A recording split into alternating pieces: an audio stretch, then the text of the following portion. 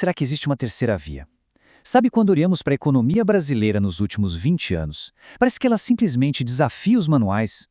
Então, a proposta aqui é investigar os números para descobrir qual teoria realmente consegue explicar o que aconteceu com o nosso dinheiro e nosso crescimento. E olha, a resposta para isso pode mudar a forma como se enxerga o Brasil. Bom, tudo começa com um padrão que salta aos olhos quando analisamos mais de 2 décadas de dados.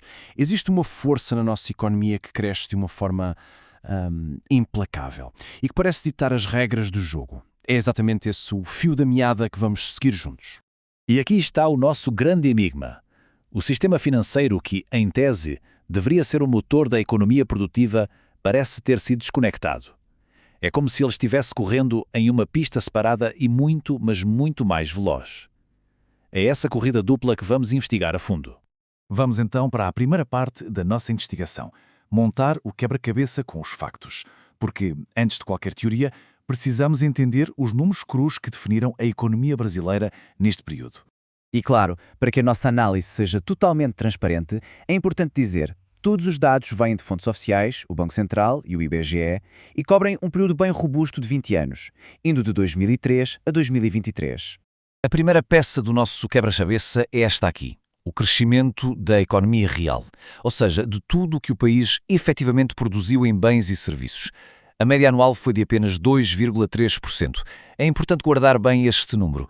A segunda peça é a inflação, uma velha conhecida nossa, que registrou uma média de 5,5% ao ano. Em outras palavras, enquanto a produção crescia bem pouco, os preços subiam mais que o dobro. Agora, chegamos a uma peça que é absolutamente crucial. Olhem só a evolução do crédito. Em 2003, ele representava cerca de 25% do nosso PIB. 20 anos depois, saltou para mais de 53%. O crédito mais do que dobrou de tamanho em relação à economia. É uma expansão realmente impressionante. E este gráfico, bem, ele praticamente desenha o ponto central do nosso enigma. De um lado, temos o crédito crescendo em média cerca de 12% ao ano. Do outro, a economia real, com aqueles seus 2,3%. A disparidade é gritante e levanta a pergunta fundamental: para onde foi toda essa diferença? Para tentar resolver esse mistério, vamos testar nossa primeira suspeita, a teoria clássica de Irving Fisher. Será que ela nos dá a resposta que procuramos? A lógica de Fisher é bem direta, na verdade. Se a quantidade de dinheiro na economia aumenta muito mais rápido do que a quantidade de bens e serviços, os preços tendem a subir. É aquela famosa ideia de muito dinheiro correndo atrás de poucos produtos. Então, a teoria de Fisher se aplica ao Brasil? Bom, em parte sim.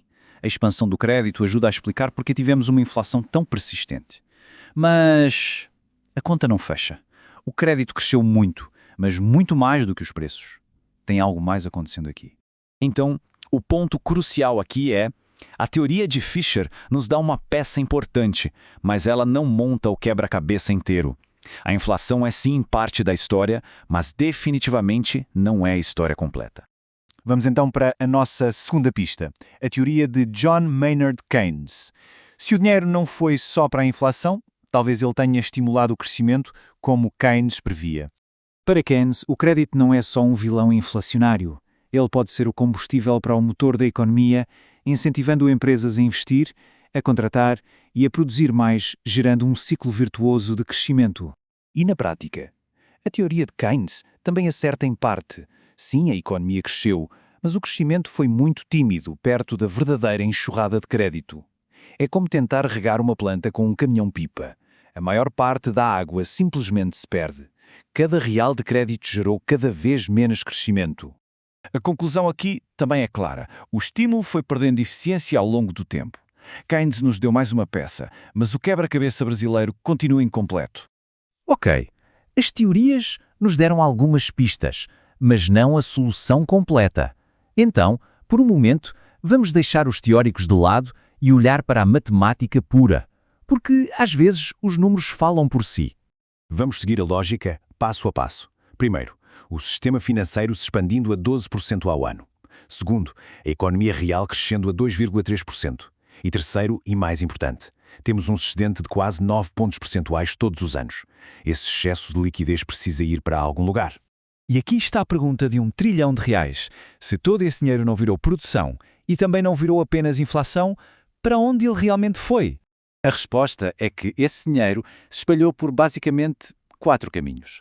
Uma parte virou aquela inflação que já conhecemos. Outra parte inflou o preço de ativos, como imóveis e ações, criando bolhas. Uma terceira parte gerou distorções na economia. E o restante? Bom, o restante aumentou a instabilidade do próprio sistema financeiro. É exatamente aqui que entra uma terceira perspectiva, uma que busca justamente integrar todas essas pontas soltas, a teoria das âncoras reais. O que essa abordagem propõe é que o foco não deveria estar só na quantidade de dinheiro, como em Fisher, ou no seu potencial de estímulo, como em Keynes. O problema central é a relação, o vínculo entre o sistema financeiro e a economia real, a sua âncora produtiva. E a implicação disso é bem direta. Quando a esfera financeira cresce desancorada da capacidade de produção, o sistema como um todo perde estabilidade. Pensem num balão que sobe cada vez mais, se afastando do solo. Em algum momento, o risco aumenta. E agora chegou a hora do verdito. Vamos juntar todas as pistas que encontramos e encerrar o caso da economia brasileira das últimas 2 décadas. Essa tabela resume bem a nossa investigação.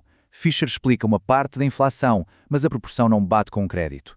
Keynes mostra o estímulo ao crescimento, mas com retornos cada vez menores. O limite de ambas as teorias é o mesmo, a profunda desconexão entre o sistema financeiro e a economia real no Brasil. Portanto, a grande lição de 20 anos de dados é esta. Não é possível sustentar para sempre um modelo em que o sistema financeiro cresce múltiplas vezes mais rápido que a capacidade produtiva do país. Cedo à tarde, as distorções aparecem. E assim, nossa investigação termina não com uma resposta definitiva, mas com a pergunta que realmente importa. A discussão talvez não seja sobre ter mais ou menos dinheiro, mas sim sobre como reconectar o sistema financeiro à sua âncora produtiva. Porque a questão que fica é: o que acontece com um país quando essa âncora se solta de vez?